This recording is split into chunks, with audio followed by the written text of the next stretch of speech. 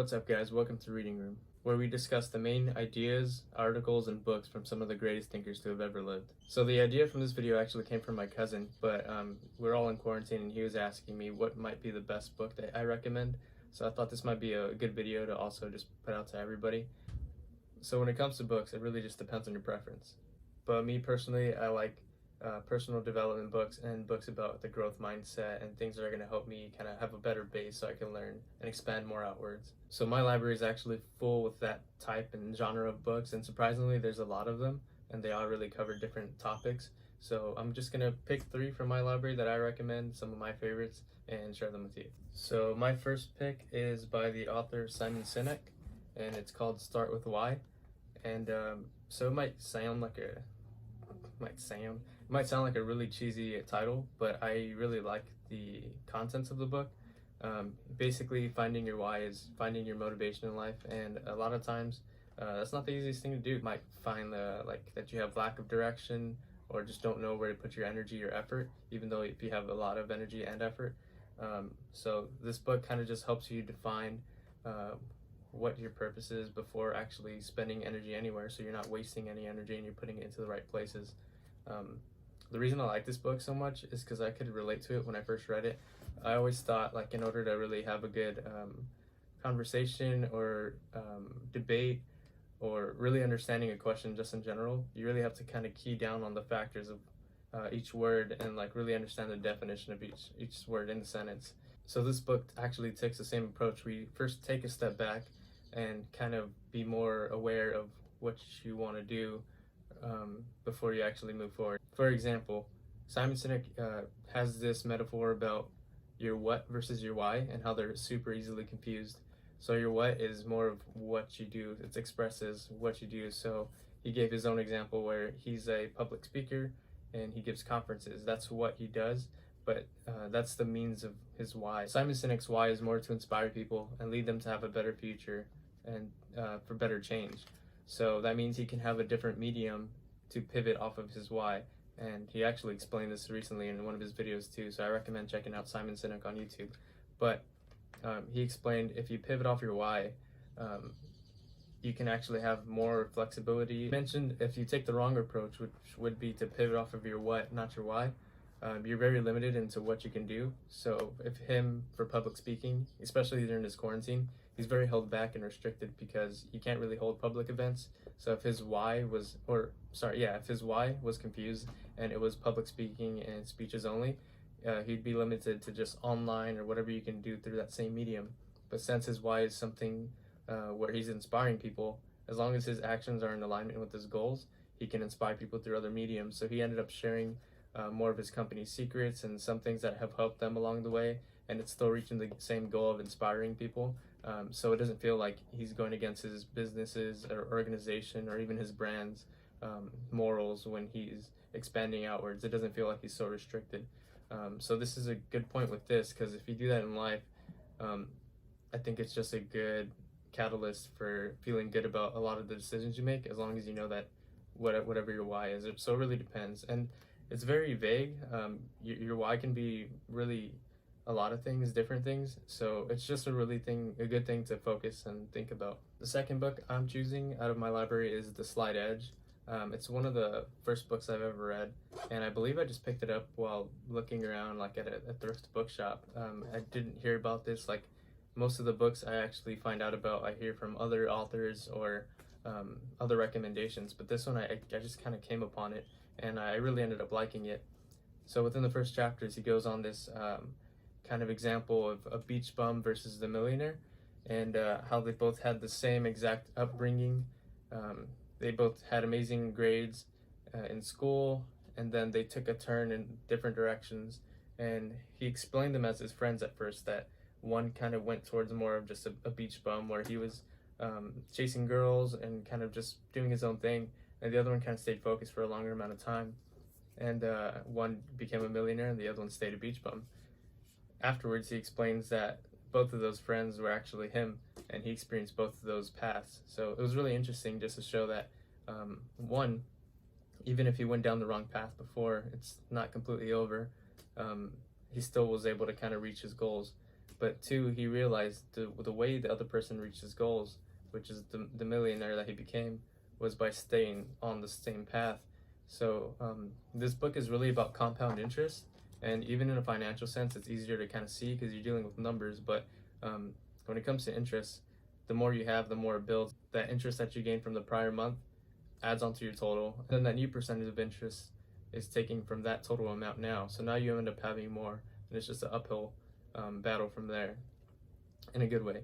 So if you do that with your skills and time, it could lead to the same effect, and that's what this book really kind of preaches.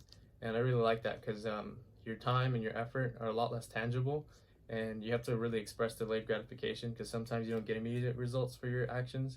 For example, like studying, if you go and study, you're not going to feel too much smarter the next day. But if you do it over and over and over again, you make the right decisions.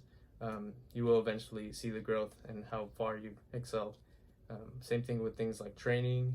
Sometimes you don't even want to go and work out or anything like that, or go for a run. But if you do those small things every day, you're just going to put yourself in a better position for reaching your goals and success. So I really like this book. I highly, highly recommend this one for sure. And of course, they're all different topics. Why is more for like inspiration and motivation. This one's a really interesting story, and it kind of just explains the point of compound interest and kind of applying that to your life. Outwitting the Devil by Napoleon Hill is my third option, or third choice for my library. Really enjoyed this book. It was written by Napoleon Hill, same person who wrote Think and Grow Rich. So he interviewed the most successful people in the world at the time, and kind of just interviewed them and asked them the most important questions about how they gain their success and their habits. And so that's Think and Grow Rich. This one actually took a different approach, where it looked at all the negative habits that kept people from reaching success. So it was really different. And it wasn't just like information put into a book. It was gone about throughout like a little dialogue between Napoleon Hill and well, the way he says it is the devil. So it could be interpreted different ways.